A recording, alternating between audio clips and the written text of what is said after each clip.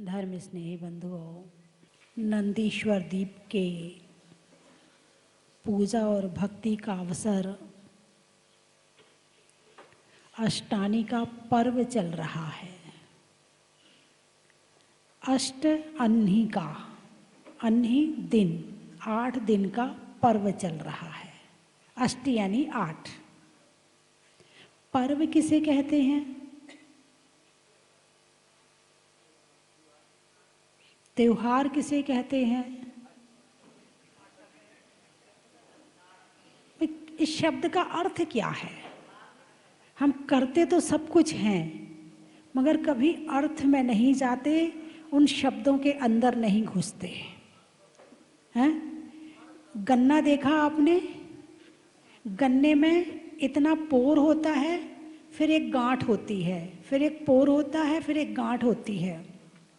यदि आप दोनों तरफ की गांठ को निकाल दो और फिर उसको बो तो गन्ना नहीं उगेगा, और जो गांठ है उसको डाल दो तो गन्ना उग जाएगा। तो जो गांठ है उसे पर्व कहते हैं। जो गांठ है गन्ने की उसे पर्व कहते हैं। जितनी शक्ति उस पोर में है, पोर से ज्यादा शक्ति पर्व में है। ऐसे ही जो दिन हैं, उन दिनों की अपेक्षा पर्व में शक्ति ज्यादा होती है, ज्यादा अनुकूलता होती है, ज्यादा भावों में प्रबलता होती है। उसे कहा है पर्व। कौन से पर्व चल रहे हैं? अष्टानी का पर्व। और कौन से पर्व होते हैं? 10 लक्षण पर्व होते हैं। और कौन से पर्व होते हैं? 16 कारण पर्व होते हैं। और कौन से पर्व होते हैं? अष्टमी चतुर्दशी पर्व होते हैं। यदि देखा जाए तो साल में 6 महीने पर्व के होते हैं और 6 महीने सामान्य होते हैं। यदि तीनों 10 लक्षण, तीनों अष्टानी का और तीनों 16 कारण किए जाएं तो 6 महीना अपने आप हो जाएगा। और जितनी बची खुची है तो वो जो हर अष्टमी और चतुर्दशी हर 8 दिन में आ जाती है, उसमें पूरी हो जाती है। और उन सबको मिलाओ तो 6 महीने सामान्य दिन के और 6 महीने पर्व के होते हैं। अब इन पर्व के दिनों में क्या करना चाहिए? तो व्रत करना चाहिए। क्या करना चाहिए? व्रत करना चाहिए। अब व्रत किसे कहते हैं? व्रत की क्या परिभाषा है?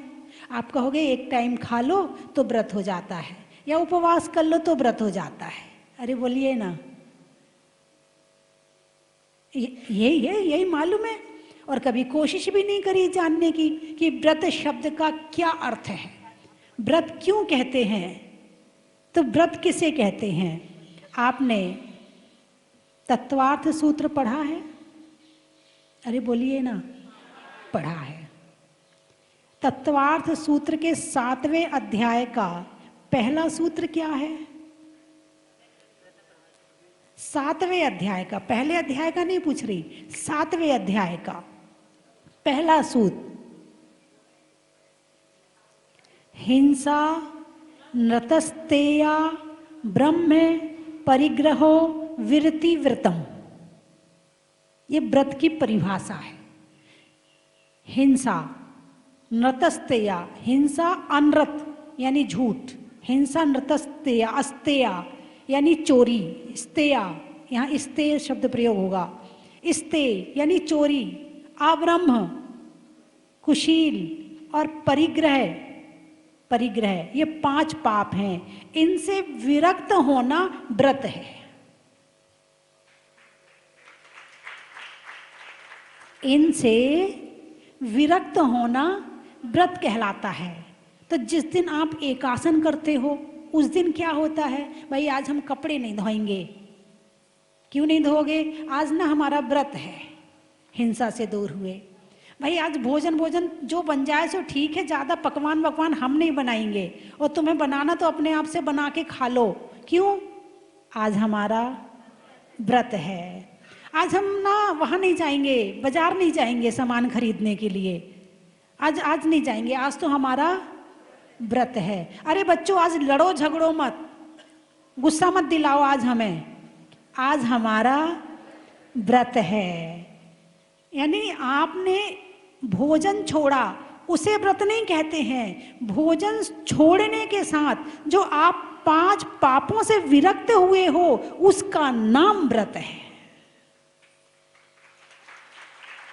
आप यहां आए, हिंसा से दूर हो, ना घर की ना आरंभी हिंसा कर रहे हो, भाई भोजन आदि नहीं बना रहे, झाड़ू पोंछा करने की भी जरूरत नहीं है, गुस्सा करने की भी जरूरत नहीं है ना? तो ना क्रोध हो रहा है, ना मान हो रहा है, ना मायाचारी, ना लोभ, ऐसा नहीं कि हो नहीं रहा, हल्का फुल्का तो चलता ही है, लेकिन जो एक तीव्र रूप होता है, स्थूल होता है, वो अभी आपको नहीं हो रहा। अभी आपका वातावरण प्रशस्त है, अभी पाप कर्मों की जो प्रकृतियां हैं वो नीचे दबी हैं और विशुद्धि ज्यादा है, अभी विशुद्धि ज्यादा है। तो ये जो स्थिति है इसका नाम व्रत है। अब ऐसे यदि दोनों टाइम खाओ, सुबह से खाने पीने में लग जाओ, करो, तो विशुद्धि नहीं बनती है। जब भोजन छोड़ते हैं, क्योंकि भोजन का शरीर से बहुत गहरा संबंध है, और जब ये संबंध थोड़ा सा टूटता है और फिर उस संबंध को टूटने के बाद जो हमारे भाव शुद्ध होते हैं, उसके माध्यम से व्रत होता है। मात्र आपने एक आसन कर लिया तो व्रत हो गया तो नहीं, सब काम कर रहे हो, सारे लड़ाई झगड़े ये वो सब करे जा रहे हो, और एक टाइम खा लिया तो व्रत। ऐसे डॉक्टर भी कहता, देखो कल तुम्हारा ना ऑपरेशन है, आज कुछ खाना मत, तो उसका नाम उपवास नहीं है।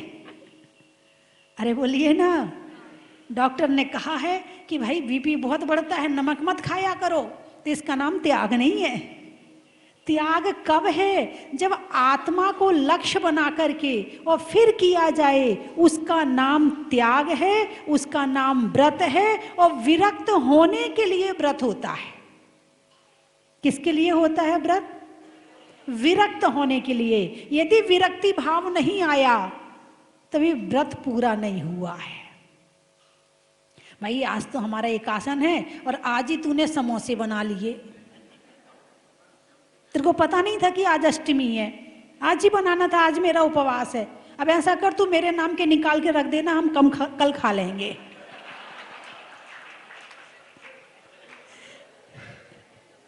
अरे बोलिए ना, ऐसा करते हो नहीं करते हो?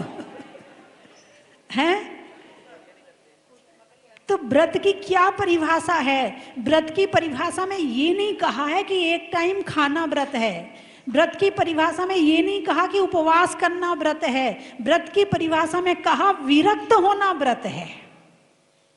और धीरे धीरे धीरे धीरे जब ये विरक्ति का भाव बढ़ता जाता है, बढ़ता जाता है, बढ़ता जाता है, फिर ये वैराग्य का रूप धारण कर लेता है। फिर जब वैराग्य आता है तो फिर घर त्याग का रूप धारण हो जाता है। और जब घर त्याग होता है तो ये पिच्छी हाथ में आ जाती है और आत्म साधना प्रारंभ हो जाती है।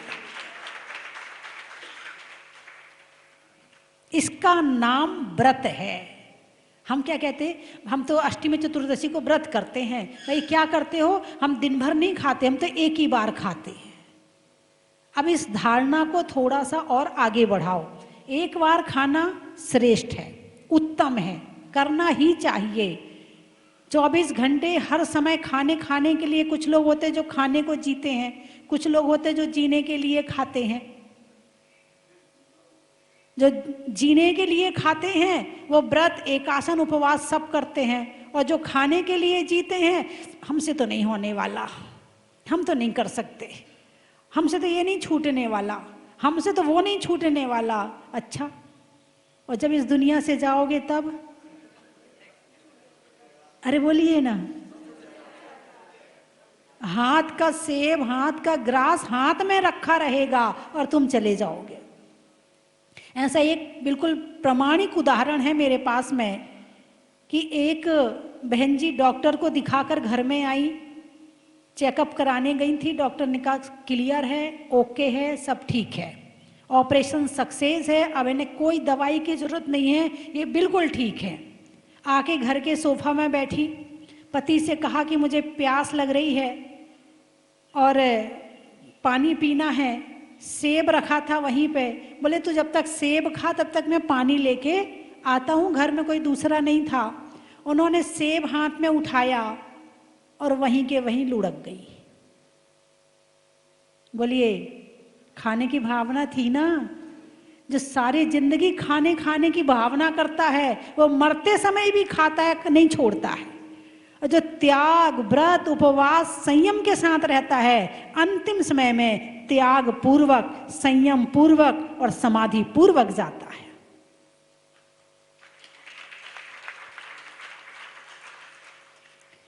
भोजन का शरीर से गहरा नाता है। बोलिए हाँ या ना। 4 संज्ञाएं होती हैं पंडित जी, 4 संज्ञाएं होती हैं, आहार, भय, मैथुन और परिग्रह, ठीक है। और 5 पाप होते हैं। अब इन 4 संज्ञाओं को 5 पाप से जोड़ो तो 5 पाप में हिंसा भी है, झूठ भी है, ठीक है, चोरी है। अब आहार संज्ञा, भय संज्ञा, मैथुन संज्ञा और परिग्रह संज्ञा, इसमें 2 संज्ञाएं तो आ गई ना। और क्रोध, मान, माया, लोभ में और को घटा लो तो क्रोध 4 कषाय में आ गई और 5 पाप में 4 संज्ञाएं आ गई। तो सब संज्ञा किसे कहते हैं? जो समस्त संसारी जीवों के साथ में है उसको संज्ञा कहते हैं। तो सबसे पहली संज्ञा कौन सी है? आहार।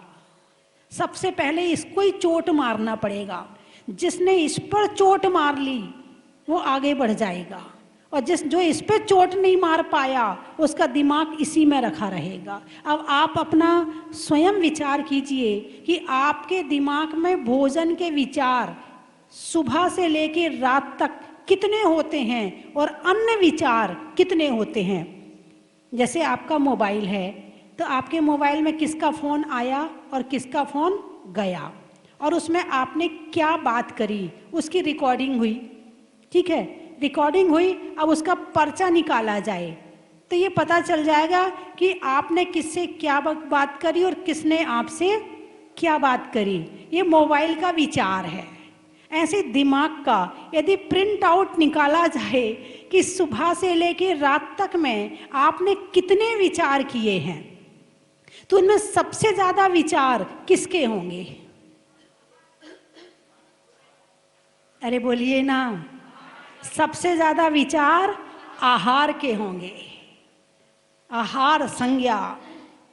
पशु क्या करते हैं? सुबह से शाम तक खाने के लिए घूमते हैं। पक्षी क्या करते हैं? सुबह से शाम तक खाने के लिए घूमते हैं। नारकियों को खाने मिलता नहीं है। देवताओं में थोड़ा सुख आ गया, वहाँ खाने की जरूरत नहीं है, वहाँ भूख नहीं लगती है, और जब उनका समय आता है तो गले में अमृत झर जाता है और उन्हें तृप्ति हो जाती है। और मनुष्य भी दिन भर खाने खाने में लगा रहता है, चारों गति में खाना खाना लगा है, कहीं तो छोड़ो।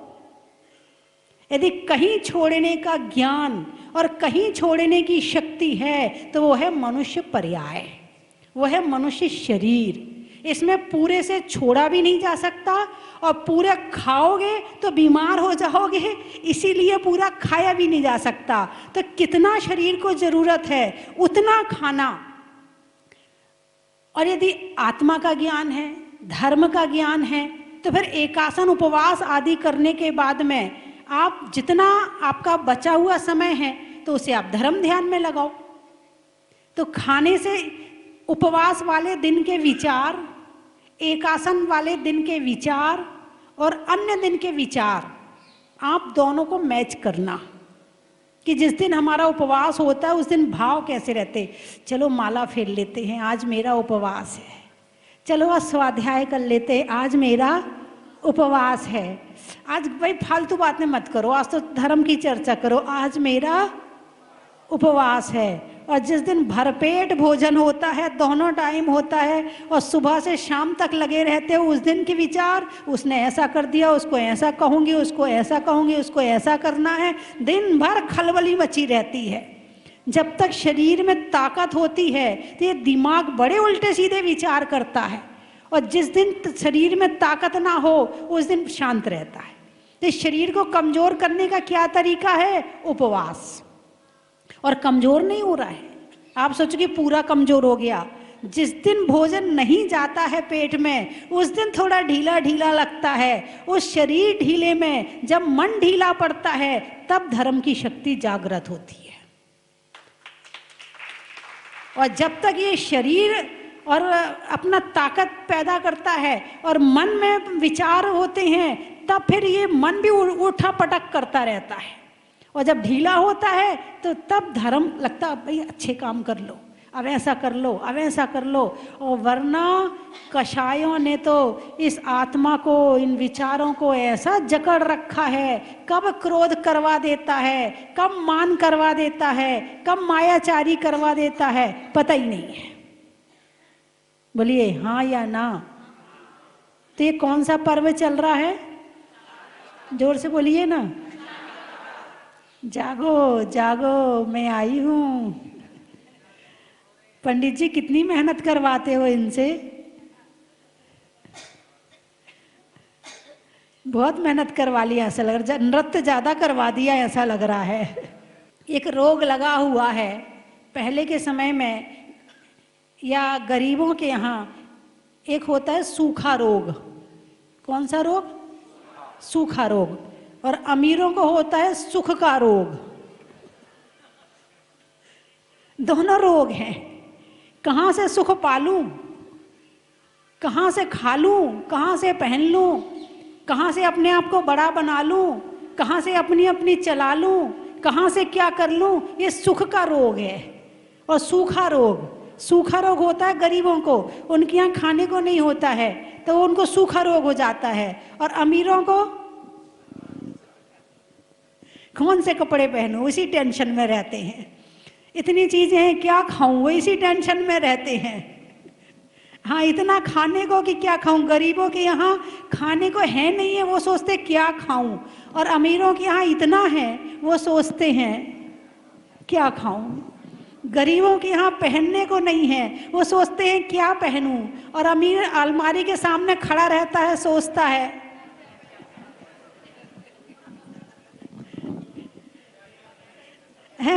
एक को सूखा रोग है और एक को सुख का रोग है। दोनों बीमार है। धर्म दोनों नहीं कर रहे। दोनों की दृष्टि निज में नहीं है, दोनों की दृष्टि आत्मा में नहीं है, दोनों की दृष्टि स्वाध्याय में नहीं है, दोनों की दृष्टि ना एकासन में है ना व्रत में है। वो एक को भूख है मगर खाने को नहीं है, इसको उपवास नहीं कहा। और एक के पास खूब है खाने के लिए मगर वो डाइटिंग में है, इसको उपवास नहीं कहा। खा दोनों नहीं रहे हैं। ना गरीब खा पा रहा है ना अमीर खा पा रहा है। गरीब के यहाँ खाने को नहीं है, वो इसलिए नहीं खा पा रहा है। और अमीर बेचारा डाइटिंग में है, बिना घी की रोटी, एक रोटी, मोटी ना हो जाऊं, दूध नहीं पीना, मोटी ना हो जाऊं, पकवान नहीं खाना, देख देख के चख लेती, इतना सा खाना नहीं है, मोटी ना हो जाऊं। अरे एक आसन उपवास करो, व्रत करो, डाइटिंग मत करो। अष्टानी का पर्व आए हैं, 8 दिन के उपवास कर लो, खूब भक्ति करो, खूब विधान करो, खूब पूजा करो, पाप भी कटेंगे और डाइटिंग तो अपने आप ही हो जाएगी। हर अष्टमी चतुर्दशी को एक टाइम खाओ, उपवास करो, 6 दिन में जो ज्यादा खाया है वो मैनेज हो जाएगा। अरे बोलिए ना, यदि भगवान महावीर की बात मानो तो तुम्हें डाइटिंग करने की जरूरत ना पड़े, धर्म भी हो जाए और शरीर भी मेंटेन रहे। शरीर में कोई विटामिन की कमी नहीं होगी, कोई कैल्शियम की कमी नहीं होगी, और भोजन भी पेट में पूरा जाएगा और उपवास भी हो जाएगा। तो 8 दिन ऐसे कौन से लोग हैं जो दोनों एक टाइम खा रहे हैं, एक समय भोजन कर रहे हैं?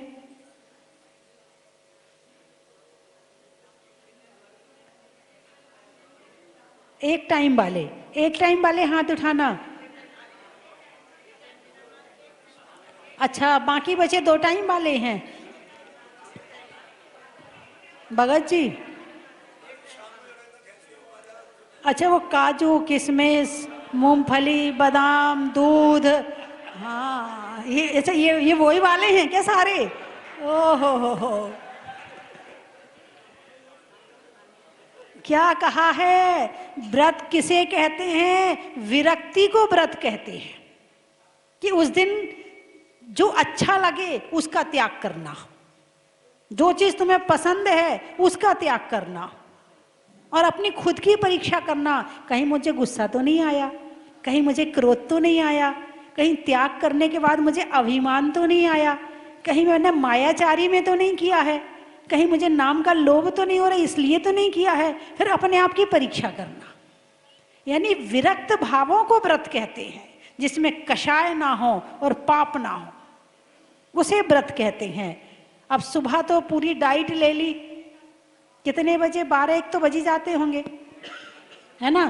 फिर शाम 2 बजे, हाँ ठीक है, 1-1:30 के बीच में हो ही जाता है। अच्छा, फिर शाम को फिर 4 घंटे बाद 5 बजे फिर शुरू हो जाते हो, हैं? वो फिर वो इंटरमीटिंग फास्टिंग, यही तो कहते हैं। फिर 18 घंटे की वो हो जाती है, फिर सर्कल घूम जाता है। पहले 6 घंटे में 2 बार खाया, अब 18 घंटे का त्याग। चलो इतना तो किया आपने, चलो शुरुआत तो करी आपने, कम से कम 18 घंटे छोड़ा।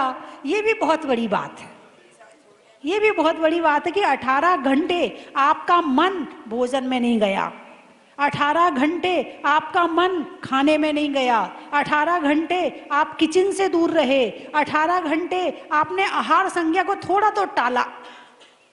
नहीं तो आप देखो मोहल्ले में कचरे के घर में कितने पशु खड़े होते हैं, इस ढेर से उस ढेर में, उस ढेर से उस ढेर में, उनका एक ही काम होता है, वो भी ढूंढते रहते क्या खाऊं क्या खाऊं क्या खाऊं। और सुअर को देखा है? हैं? नहीं, अपन को किसी की हंसी नहीं उड़ाना है, शिक्षा लेनी है। हम सारी पर्यायों में घूम के आ गए हैं, हम कुत्ता भी बने, हम बैल भी बने, हम गधा भी बने, हम मक्खी भी बने, हम मच्छर भी बने, हम सब कुछ बन के यहाँ पर पहुंचे हैं। ये सारी हमारी पूर्व अवस्था है, ये भूतकाल है हमारा। जो जीव जंतु दिख रहे हैं ये हमारा भूतकाल है। कोई हमने बड़ा पुण्य किया था जो हमें ये मनुष्य पर्याय मिल गई, जैन कुल मिल गया, ये अच्छे अच्छे भाव मिल गए, सोनागिर में आने को मिल गया, विधान करने को मिल गया। हमारी बहन जी क्या नाम है? मंजू जी। और बच्चों का क्या नाम है? अजय जैन और पंकज जैन। और इनकी बहुएं, हाँ बहुओं का भी बड़ा योगदान है। यदि बहू पीछे पड़ जाती, अम्मा जी नहीं करना नहीं करना, मना कर देती, लड़ लेती, तो कैसे होता? तो बहुओं का भी बड़ा योगदान है, उनके नाती पोतों का भी बड़ा योगदान है, और उनके रिश्तेदारों का भी बड़ा योगदान है। आप चलोगी, हम भी चलेंगे, हमें जरूर लेके चलना। तो उनके रिश्तेदारों का, पास पड़ोसी का, मित्रों का, कि आप लोगों का पुण्य है कि इस अष्टानी का पर्व पर सोनागिर जी में सिद्ध क्षेत्र पर सिद्धों की आराधना कर रहे हैं। ये कोई बहुत बहुत पुण्य किए थे जो आपको यहाँ बैठ के पूजा करने को मिल रही है। वरना हजारों यात्री आते हैं, चावल चढ़ाए चले, चावल चढ़ाए चले, चावल चढ़ाए चले, इनके दर्शन हो गए चले गए, और आप तो बैठकर पूजा कर रहे हैं, विधान कर रहे हैं। और वो भी दिल्ली वाले। नहीं नहीं, मैं गई हूँ वहाँ, ऐसा नहीं कि वहाँ धर्म नहीं है, बहुत धर्म है। दिल्ली में भी बहुत धर्मात्मा रहते हैं, है ना। सुबह से अभिषेक पूजा भक्ति बहुत करने वाले हैं। वहाँ यदि धन वाले हैं तो धर्म वाले भी हैं। ऐसा नहीं कह सकते कि वहाँ नए नए मंदिर कितने बन रहे हैं, मंदिरों में अभिषेक पूजा करने वाले कितने हैं, साधु संत भी बहुत जाते हैं, है ना। हाँ, वहाँ भी बहुत धर्म है। ऐसा नहीं कह सकते कि दिल्ली में धर्म नहीं होता, बहुत धर्म होता। जितने गांव के लोग हैं ना, वो सब दिल्ली में आ गए आसपास के। अब जो गांव के हैं तो धर्मात्मा तो हैं। हाँ, ये जो आने वाली पीढ़ी है, अब जो पीढ़ी आ रही है, यदि उसमें आपने संस्कार नहीं डाले तो जो आपने मंदिर बनाए हैं, जो आपने पैसा खर्च किया है, वो खाली रह जाएगा। चलिए मैं 3 चीजें बोलूंगी, आपको कहना बड़ा ही महत्व है। स्वभाव में नर्म का, भोजन में गर्म का, जीवन में धर्म का बड़ा ही महत्व है। भोजन में सर्व का, नहीं करने में गर्व का, और प्रतिदिन या कभी कभी आने वाले पर्व का बड़ा ही महत्व है। ध्यान में आसन का, सुरक्षा के लिए प्रशासन का, और करने में एकासन का, लेने में सांस का, बहू में सास का, और करने में उपवास का, त्रियंचों में बिल्ली का, डंडा में गिल्ली का, और आने वालों में दिल्ली का। बुलंदशहर, अच्छा। कीमो में जहर का, जहर होता ना कीमो में, कीमो में जहर का, पानी में नहर का, और आने वालों में बुलंद शहर का। सढोरे का, सामान रखने में बोरे का, घर में छोरे का, और आने वालों में सढोरे का। आटे के चून का, महीनों में जून का, और आने वालों में देहरादून का। मेरठ, वृक्षों में बट का, लुहार में खटखट का, और आने वालों में मेरठ का। कौन सा पुर? हस्तिनापुर से आई हो। गाने में सुर का, देवों में असुर का, और आने वालों में हस्तिनापुर का। सरधना, रसोई में धना का, पकौड़ी के घना का, और आने वालों में सरधना का। पानी में मगर का, चलने में डगर का, और आने वालों में कैलाश नगर का। खेत में धान का, शादी में पान का, होने वाले सिद्ध चक्र विधान का। गाय में गिर का, शरीर में सिर का, और आने के लिए आपके सोना गिर का। ग्वालियर वाले बैठे हैं। सुनने में ईयर का, छोड़ने में बियर का, और आने वालों में ग्वालियर का। रजाई में खोली का, कोयल की बोली का, और आने वालों में पंडित जी में दाना ओली का। फलों में फूट का, नारियल में जूट का, और सोनागिर में बनने वाले सहस्त्र कूट का। और हमारी श्रीमती मंजू जी और उनके सुपुत्र जब आए थे तो उन्होंने भी उस सहस्त्रकूट में एक प्रतिमा विराजमान करने का सौभाग्य प्राप्त किया है। एक बार उनके लिए जोरदार ताली बजा के बुलाते। बोलिए 24 भगवान की।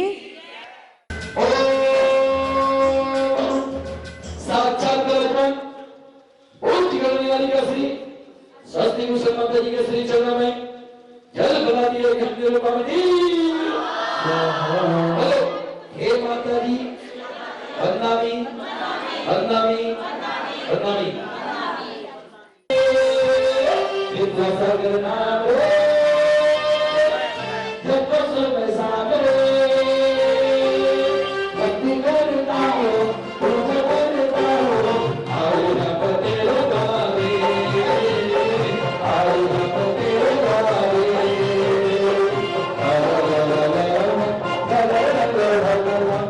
जहाजपुर में जाएंगे दीक्षा जयंती मनाएंगे, जहाजपुर में जाएंगे दीक्षा जयंती मनाएंगे। रत्मती माता जी को खूब बधाइयाँ देंगे, रत्मती माता जी को खूब बधाइयाँ देंगे। चला चला रे ओ चला चला रे जो गुरुमा चरणों हले हले हले हले वाले बाबा की जय। आज माता जी के दीक्षा जयंती के उपलक्ष्य में और अष्टानी का महापर्व के उपलक्ष्य में हमें 3 लोक के नाथ श्री मुनीश्वर नाथ भगवान के प्रथम अभिषेक का सौभाग्य प्राप्त हुआ, उसके लिए माता जी के चरणों में बारंबार नमन, तीन लोक के नाथ के चरणों में बारंबार नमस्ते। जहाजपुर की महिमा हम बताना चाह रहे हैं। हमारा परिवार लगभग 6 साल पूर्व यहाँ पर आया था, तब हमने कुबेर इंद्र की बोली ली थी। उस समय हम लोग बिजनेस में ग्रो कर रहे थे, फाइनेंशियली सक्षम भी नहीं थे इतने। हमारा नया नया स्कूल डाला था हम लोगों ने, मगर 6 साल में बाबा की इतनी कृपा है कि अभी हमारे 2 स्कूल है और आगे एक और स्कूल की प्रभु कृपा से प्लानिंग है। तो जहां हम कुछ भी नहीं थे, 6 साल में प्रभु कृपा से हम लोगों ने बहुत कुछ पाया है जीवन में। और 6 साल पहले तो हम लोगों ने अलग रूप में देखा था बाबा को, आज बाबा को इतने भव्य रूप में, इतने भव्य जिनालय में जहाजपुर में देख के बहुत बहुत खुशी हो रही है। यहाँ की व्यवस्थाओं की अगर बात करें तो अद्भुत व्यवस्था है। सारी रूम की व्यवस्था से लेकर यहाँ पर सोले की व्यवस्था भी इतने सिस्टमेटिक है। सारी चीज़ें बहुत अच्छे तरह से व्यवस्थित है। मंदिर बहुत अद्भुत है, यहाँ पर आके बहुत शांति अनुभव हो रही है सबको। और माता जी के चरणों में पुनः बारंबार दीक्षा जयंती के में बारंबार वंदामी माता जी, आपका आशीर्वाद हमें प्राप्त होता रहे। और स्वस्ति भूषण माता जी के चरणों में भी बारंबार वंदामी माता जी। और माता जी के जो पिताश्री है चुल्लक श्री परिणाम सागर जी महाराज, आचार्य श्री विमल सागर जी महाराज का चतुर्मास हमारे गुमास्ता नगर में ही था। तब चुल्लक जी का भी हमें सानिध्य बहुत प्राप्त हुआ। चुल्लक जी का भी स्वभाव बहुत सौम्य है और आचार्य श्री विमल सागर जी महाराज की भी हमारे ऊपर बहुत कृपा रही और चुल्लक जी की भी बहुत कृपा रही। तो आचार्य श्री के चरणों में भी बारंबार नमोस्तु और चुल्लक जी महाराज के चरणों में भी बारंबार इच्छा में जय माता जी की जय। बस कोई भी यहाँ पे आके शब्दहीन हो जाते हैं, क्योंकि यहाँ पे इतना ज़्यादा माता जी का प्रताप और मुनि सर्वज्ञनाथ जी का प्रताप है कि हम लोग सब कुछ भूल जाते हैं कि हम कौन है, कहाँ से आया और क्या चीज़ हम लोग लेके आए और क्या लेके जाएंगे। सब यही रहना है और माता जी के आशीर्वाद से हम लोग दिन पर दिन बहुत ज़्यादा प्रगति पे अग्रसर हैं। माता जी और मुनि सर्वज्ञनाथ को बहुत बहुत कोटि कोटि नमन। गृहस्थी वाला जीवन है तो जाना ही पड़ता है। बस मैं एक छोटा सा भजन गाना चाहती हूँ अपनी माँ के लिए। तू कितनी अच्छी है, तू कितनी प्यारी है, भोली भाली है ओ माँ, ओ माँ, ओ माँ, प्यारी माँ। कि ये जो दुनिया है बन है कांटों का, तू फुलवारी है ओ माँ, ओ माँ, ओ माँ, प्यारी माँ। माँ बच्चों की जान होती है, माँ बच्चों की जान होती है, जिनकी किस्मत वाले वो होते हैं, जिनकी माँ होती है। तो कितनी शीतल है, तो कितनी पावन है, न्यारी न्यारी है ओ माँ, ओ माँ, ओ माँ, प्यारी माँ। माता जी को दीक्षा दिवस की हार्दिक हार्दिक शुभकामनाएं। बंदा इक्षामी माता जी। गणनी आर्यका स्वस्ति भूषण माता जी की संगत शिष्या छुल्लिका रत्मती माता जी, जो कि उनकी गृहस्थ जीवन की माँ हैं, जो आज छुल्लिका पद में विराजमान है। परम पूज्य श्राकोधरक आचार्य ज्ञान सागर जी महाराज से दीक्षित आज आपने अपनी छुल्लिका पद पर रहते हुए 8 वर्ष पूर्ण किए हैं और आज उनकी दीक्षा जयंती की मैं माता जी के चरणों में बहुत बहुत बधाई देता हूँ। और माता जी से यही कामना करता हूँ कि जिस प्रकार आपका स्नेह है, आपका प्यार हम सभी को मिलता है, इसी प्रकार मिलता रहे।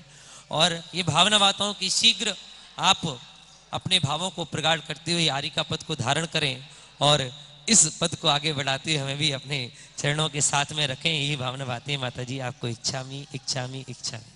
पाया हीरे जैसा खोना जग माया में दीवाने तुम होना, जग माया में दीवाने तुम होना।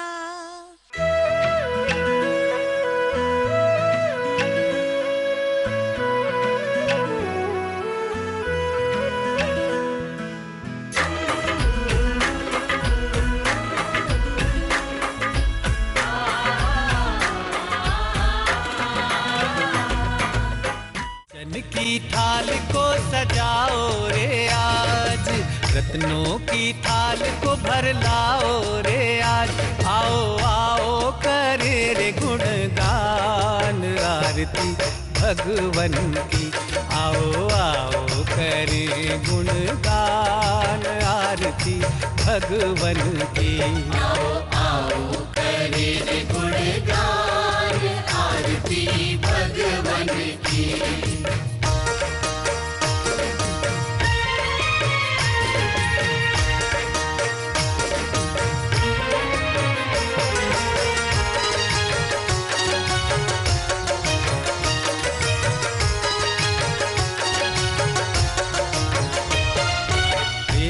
सुमित्र के राज दुलारे, माँ पद्मा जी के नैनों के तारे। पिता सुमित्र के राज दुलारे। अपने इस मानव भव को सफल बनाने का आपके जीवन में आया है अभूतपूर्व अवसर। स्वस्ति धाम प्रणेत्री परम विदुषी लेखिका भारत गौरव आर्यका श्री स्वस्ति भूषण माता जी की पावन प्रेरणा एवं मंगल आशीर्वाद से मध्य प्रदेश की धन्य धरा पर स्थित सिद्ध क्षेत्र सोनागिर के पवित्र पर्वत पर बन रहा है भव्याति भव्य सहस्त्रकूट जिनालय। आप अपने व अपनों के नाम से एक प्रतिमा अथवा एक से अधिक प्रतिमाएं विराजमान कर सहस्त्र पुण्य के भागीदार बने। एक प्रतिमा की न्यौछावर राशि 1,11,000 रुपए मात्र। अपनी स्वीकृति प्रदान करने हेतु दिए गए नंबरों पर शीघ्र संपर्क करें।